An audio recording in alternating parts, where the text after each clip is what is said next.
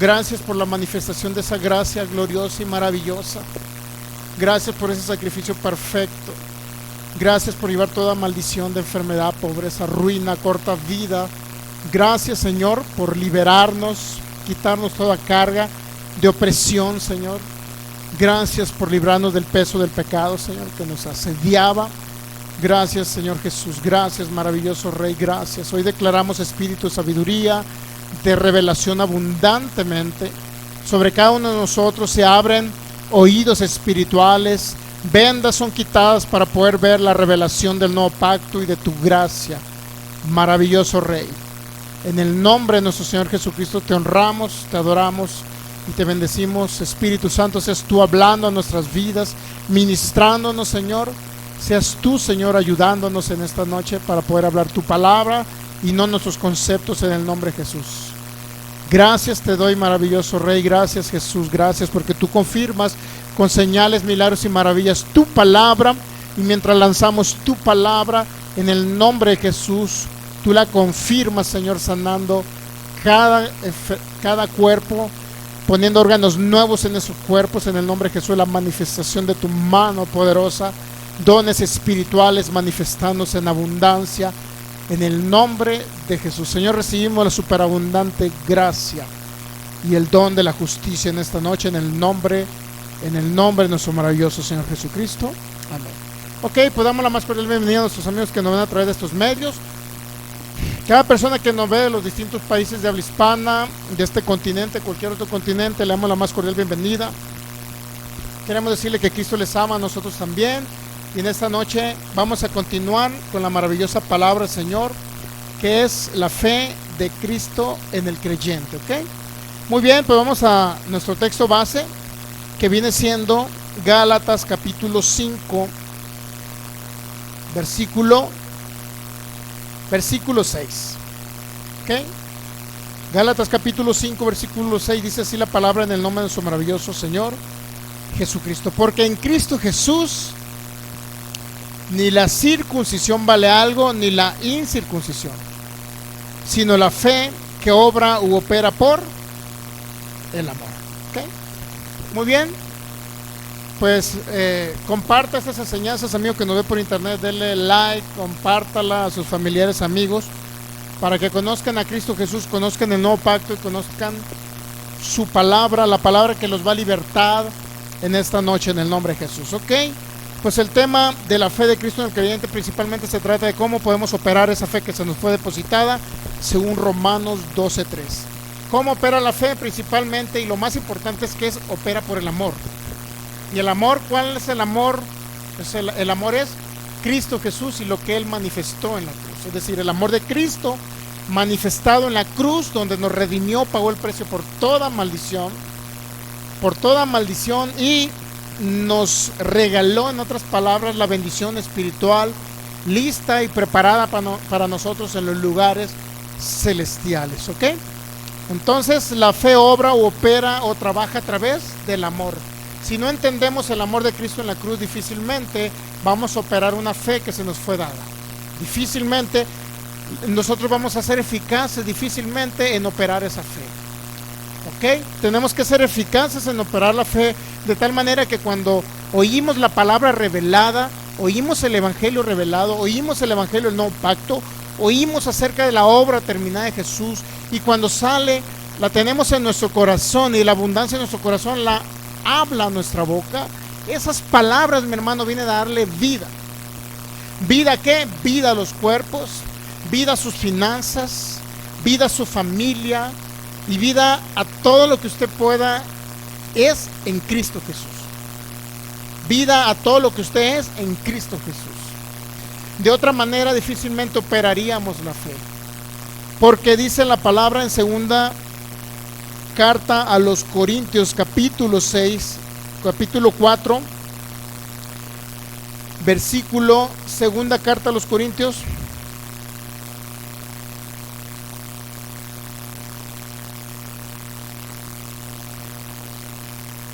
segunda carta a los Corintios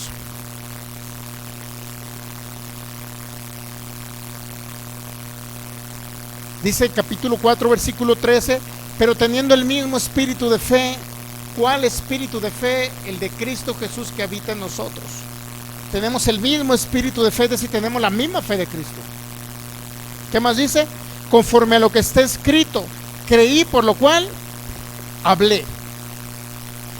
En otras palabras, Cristo habló la palabra y se cumplió.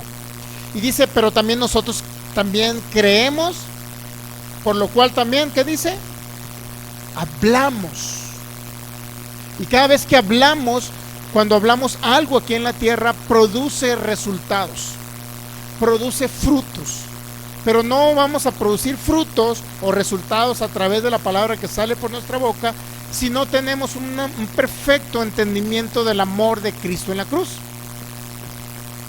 Si oramos incorrectamente y oramos basados en la ley de Moisés, u oramos basados por ejemplo, en algunos salmos que hablaban de una bendición futurística. Por ejemplo, el Salmo 23, ¿qué nos dice el versículo 1? Jehová es mi pastor, y luego dice, habla en futuro, nada me faltará. En otras palabras, significa que aún el salmista decía que en ese momento él estaba en escasez, le hacían falta cosas. A pesar de que Dios era su proveedor, decía la palabra, nada me faltará en un futuro. Era futurístico porque Cristo no había venido. Por eso cuando oramos, aún los salmos que estamos orando siempre deben ser basados en ¿qué? Basados en la obra terminada de Jesús, entendiendo el amor de Cristo en la cruz. Pero ahora, ¿cómo podemos orar el Salmo 23? Jehová es mi pastor, y ¿qué dice? Nada me hace falta, porque en Él estoy completo. Ya todo me fue proveído en la cruz del Calvario. Y es cuando viene la manifestación de lo que por fe creemos, por fe hablamos y por fe se manifiesta todo. ¿Ok? Muy bien. Entonces, necesitamos crecer en qué? En el conocimiento del amor de Cristo en la cruz, es decir, de la obra completa y terminada. Del consumado es, del concluido está. Por eso, cuando usted entiende el evangelio del nuevo pacto, que es el que en nosotros es el que nos va a dar vida, el evangelio, el conocimiento del evangelio del nuevo pacto es el que dice, ya todo está consumado, está hecho. Tú solamente ahora recibes la manifestación de lo que te fue proveído. ¿Y qué cree? Se agilizan las cosas. Se agilizan las cosas. Ok. Entonces, todo creyente nacido de nuevo que ha recibido a Jesús en su corazón, pero no entiende el consumado es decir, la obra terminada de Jesús, literalmente no entiende el nuevo pacto. Y si no entiende el nuevo pacto, no hay manifestación de nada. No hay paz en su corazón. Están atribulados porque no hay una salida. Hermanos en Cristo están sufriendo ahorita, a lo mejor de una enfermedad incurable, están muriendo con el virus. O a lo mejor otros tienen escasez económica que no tienen que comer.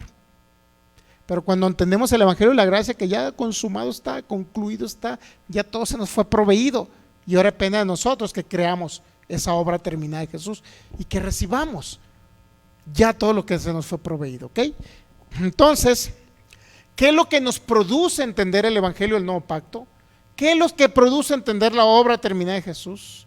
¿Qué es lo que produce entender que ya se nos fue dado el perdón de pecados? Que ya no somos pecadores, que ahora somos personas valiosas para Cristo, no por nuestras obras, sino por la obra de Cristo en la cruz. Es complicado, ¿sabe que es complicado entender para la mente que estamos acostumbrados a tener que hacer obras, a tener que hacer algo para poder agradar a Dios o para poder recibir la bendición de Dios? Tenemos que hacer.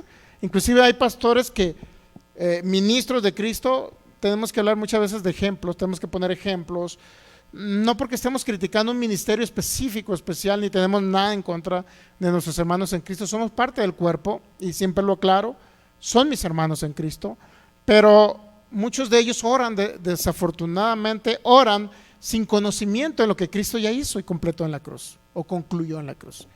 Y cada vez que oramos así, pues no hay una fe, no existe una fe manifiesta, porque no saben operar esa fe. ¿Qué es lo que nos produce entender el nuevo pacto? produce en primer lugar libertad. Vamos a la segunda carta a los Corintios capítulo 3, versículo 16.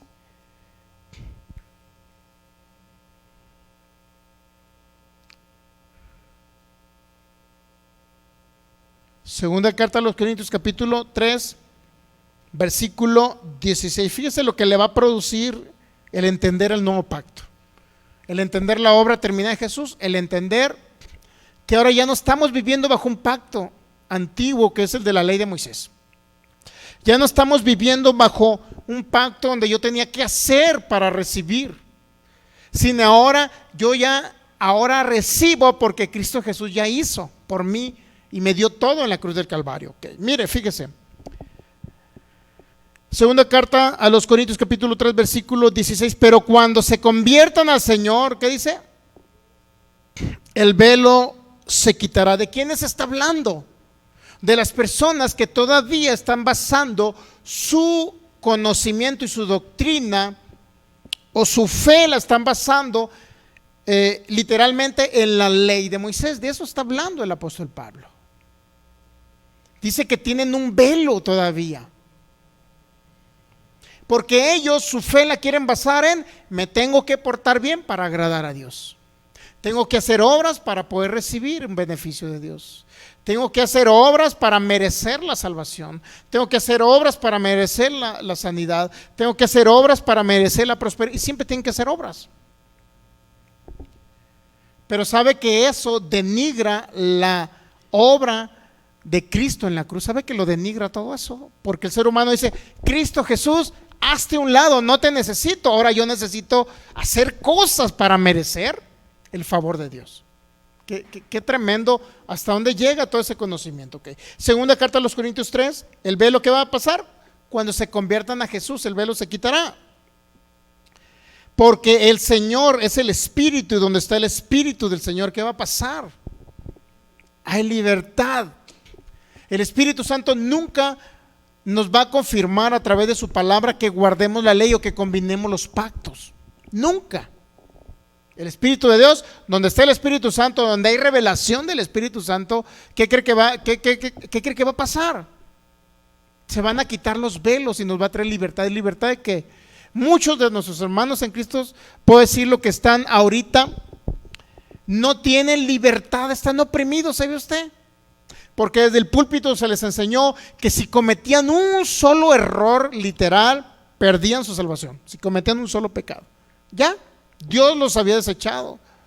Por eso muchas personas ahorita, mi hermano, están con un espíritu de condenación, una mentalidad de condenación.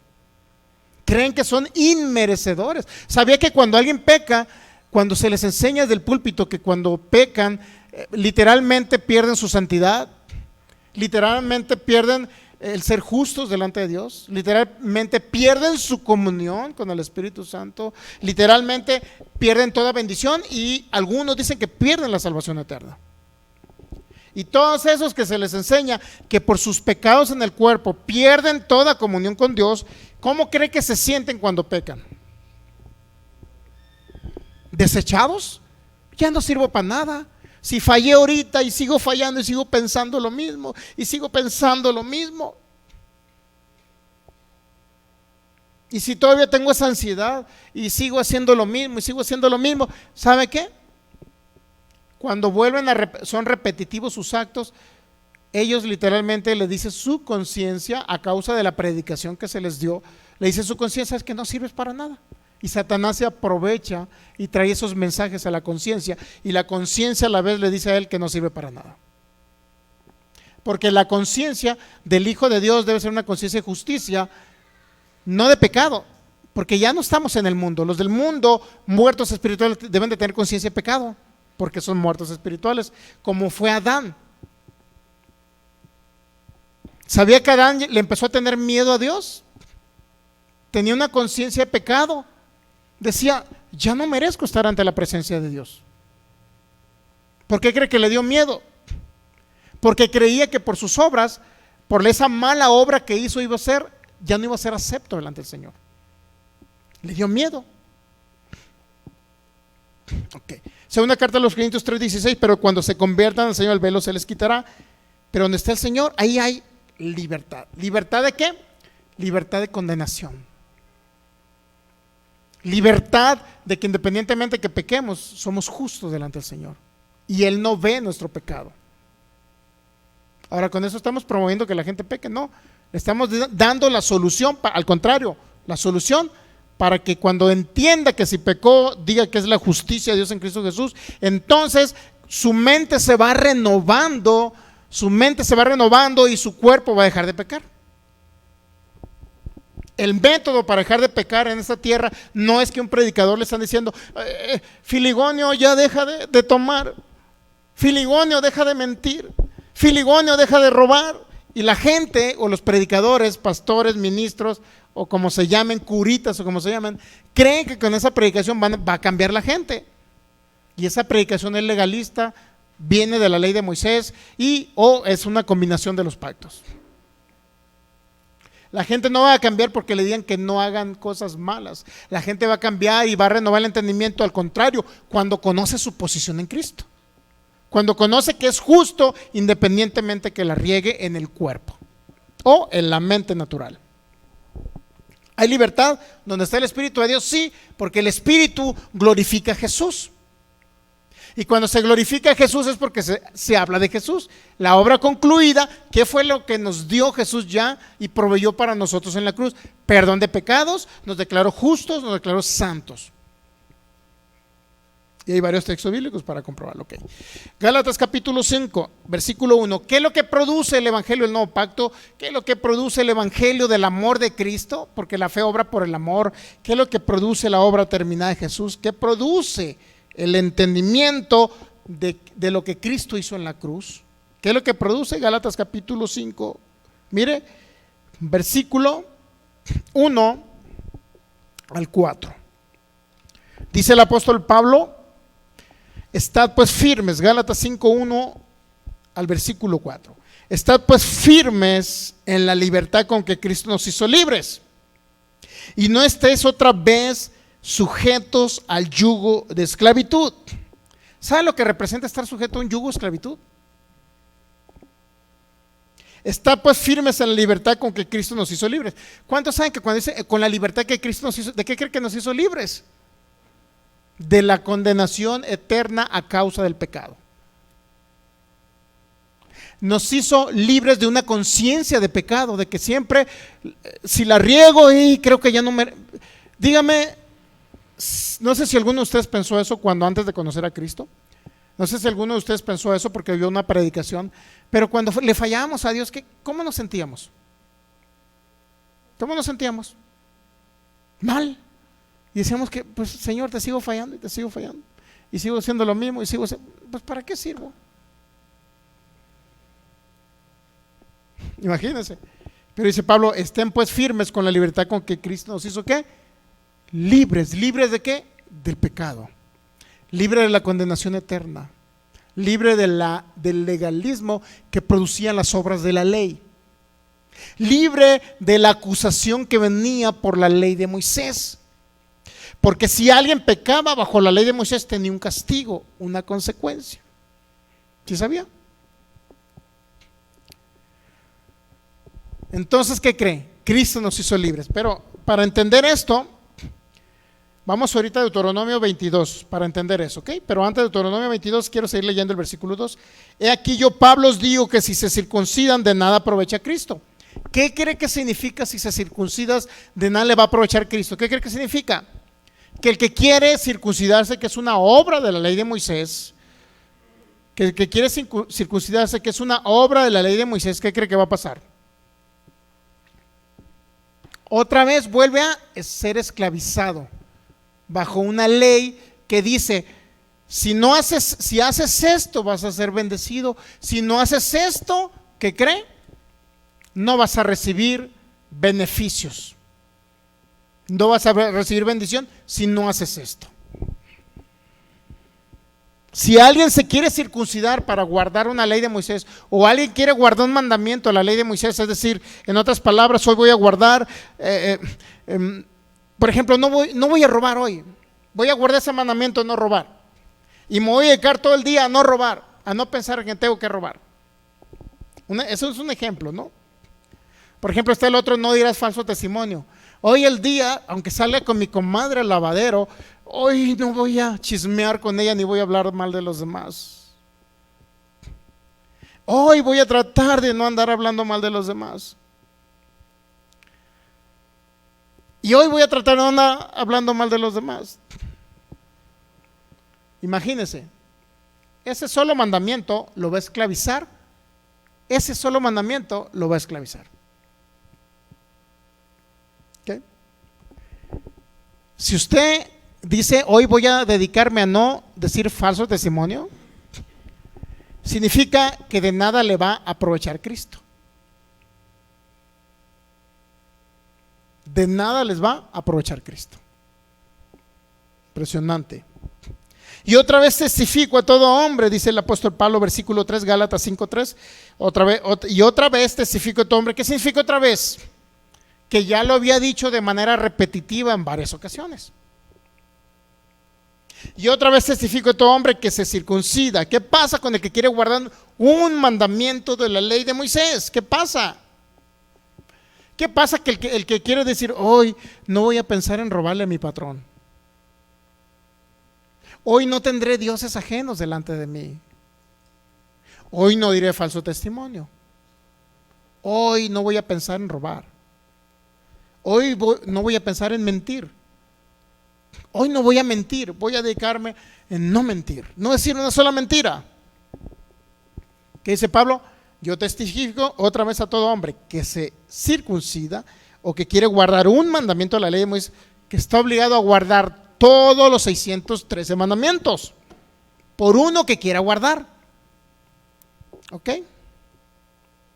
Y luego dice el 4, de Cristo se desligan, se deshacen, se alejan de Cristo los que por la ley quieren alcanzar ser justos y buenos.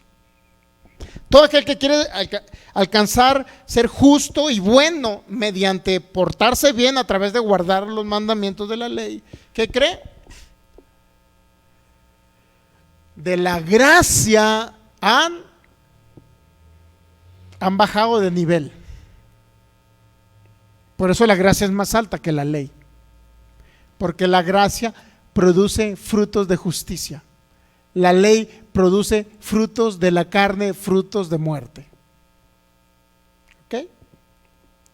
Entonces, nuevamente, Gálatas 5:1, estén pues firmes con la libertad con que Cristo nos hizo libres. ¿En qué sentido vamos a estar firmes?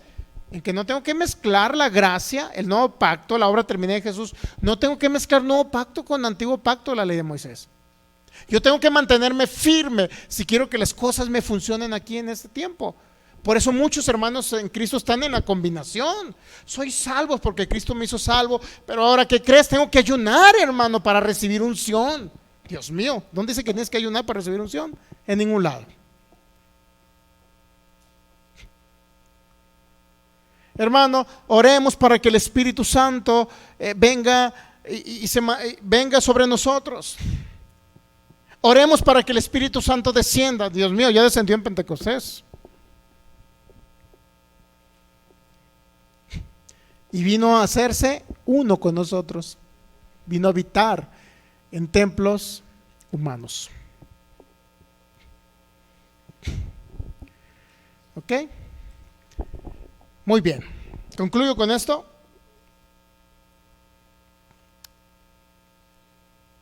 Nos desligamos de la ley. Hebreos 10, 17 al 19. Dice, y añade,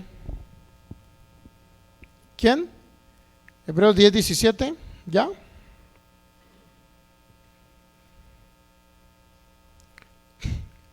¿Quién añade? El Señor. Versículo 16, Hebreos 10, 16 al 19, lo vamos a leer de corridito. Este es el pacto que haré con ellos después de aquellos días, dice el Señor. Pondré mis leyes en sus corazones y en sus mentes las escribiré. Y añade, y nunca más me acordaré de sus pecados y de sus transgresiones. ¿Qué añadió el Señor? ¿Qué añadió el Espíritu de Dios como revelación? Que nunca se acordaría ¿de qué? De nuestros pecados. Nunca se acordaría. ¿Cuáles pecados? Pasados, presentes y futuros. ¿Ok? Pues donde hay remisión de pecados, no hay más ofrenda por el pecado. Ya se pagó una sola vez, ya no hay más ofrenda, ya no ha venido otro cordero. ¿Qué significa remisión? Ya fueron quitados los pecados. Donde fueron quitados, ¿para qué otra vez tiene la gente que portarse bien para no pecar y para no ser pecador? Hay gente que se quiere portar bien, hacer buenas obras para no ser pecador. Él está haciendo ofrendas, sacrificios para portarse bien, para no ser pecador, cuando Cristo ya lo declaró justo y ya le quitó el concepto de ser pecador. Impresionante. ¿Estamos entendiendo eso? Nunca más me acordaré sus pecados y sus tradiciones. Dios ya no se acuerda. Pero predicadores están recordándoles a la gente de los púlpitos: hermanos, pórtese bien, porque si se portan mal son pecadores. Ese concepto es antibíblico, mi hermano. Hermanos, ya no anden pecando. Dios, pues ya no son pecadores, ¿cómo van a pecar? Versículo Hebreos 10, 19. ¿Por qué ahora ya no somos pecadores? Y como no somos pecadores, dice el autor de los Hebreos, Hebreos 10, 19, así que hermanos, teniendo libertad, ahora tenemos libertad ¿de qué? De entrar al lugar santísimo por la sangre de Jesús, no por mis buenas obras. ¿Dónde estaba? Donde Dios habitaba. ¿Dónde habitaba Dios? En el lugar santísimo. Atrio, lugar santo, lugar santísimo. ¿Dónde habitaba Dios? En el lugar santísimo, donde entraba el sumo sacerdote cada cierto tiempo para ayudar a expiar los pecados del pueblo de Israel. Nadie más podía entrar más que el sumo sacerdote, y si no se purificaba bien de sus pecados, ¿qué cree que pasaba? Moría, cuello. Si dejaba sonar la campanita, porque le ponía una campanita, imagínense como cuando amarra un gallo, una gallina, ¿no? No sé si le ha tocado a usted, ¿no? Pues así entraba el sumo sacerdote, y si dejaba sonar la campanita se nos fue, Pánfilo. Así que hermanos, ahora ¿qué pasa? Se rompió el velo, mi hermano. Se rompió el velo que limitaba o dividía la presencia de Dios entre el pueblo. Y ahora no nada más que se rompió el velo, sino Dios vino a habitar ahora acá. ¿Y nosotros qué cree que somos? Nosotros somos el lugar santísimo donde habita Dios. Nosotros somos el arca del pacto. Impresionante. Dios habitaba en el arca del pacto y el arca del pacto estaba en el lugar santísimo. Y ahora nosotros somos el arca del pacto, somos el lugar santísimo donde Dios habita. ¿Usted cree que todavía, a pesar de todo esto, usted cree que somos pecadores? A pesar de que predicadores le dicen son pecadores, no pecan. Dios mío, pues somos el lugar santísimo donde Dios habita. El velo se quitó. Así que hermanos, teniendo libertad para entrar al lugar santísimo por la sangre de Jesucristo, por el camino nuevo y vivo que Él nos abrió a través del velo, esto es su carne, en su sacrificio se rompió el velo y vino a habitar en nosotros, y por eso tenemos acceso al lugar santísimo. Mire, aquí está Dios. Tenemos acceso directamente a la presencia de Dios, porque aquí está la presencia. Ya no somos pecadores, ya no somos injustos. Tenemos un gran valor para Dios, porque Él nos hizo su templo del Espíritu Santo. Concluyo. Démosle gracias al Señor esta noche. Padre, te damos gracias porque somos justos, santos, perfectos. Somos el lugar santísimo donde tú habitas. El velo se rompió. Ya no somos más pecadores, porque tu palabra dice en Hebreos 10 que nunca más te acordarías de nuestros pecados y transgresiones, pasados, presentes y futuros. Nos has hecho tu templo, Señor, y has decidido habitar con nosotros. Independientemente si pecamos o no pecamos, ahí seguirás habitando. Nunca te saldrás de nosotros. Gracias, Padre. En el nombre de Jesús. Amén. Bendecidos sean en el nombre de Jesús. Gracias y paz a cada uno de ustedes. Les recuerdo, el domingo a las 12 del mediodía los esperamos por acá. Reciban a Cristo en su corazón, sean sanos. En el nombre de Jesús y por el poder del Espíritu Santo. Amén. Gracias, Señor Jesús.